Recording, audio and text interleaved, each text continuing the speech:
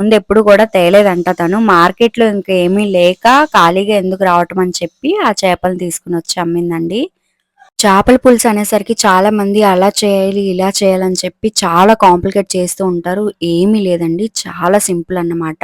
మనం వేసుకునే చింతపండు పులుసు, ఉప్పు, కారం, పసుపు అన్నీ కరెక్ట్‌గా ఉన్నాయో లేదో చూసుకుంటే చాలు. అంతే.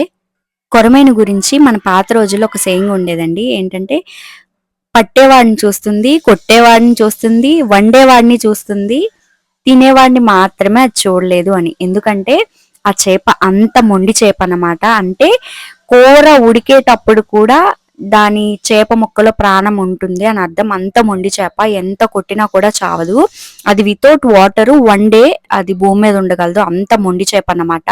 అలానే దాని టేస్ట్ కూడా అంతే బాగుంటుందన్నమాట. జనాలకి అందుకే అంత ఇష్టం అది. తెలంగాణలో ఈ కొర్రమీను అంటే చాలా చాలా చాలా ఇష్టం. ఎందుకంటే అక్కడ నదులు ఉండవు.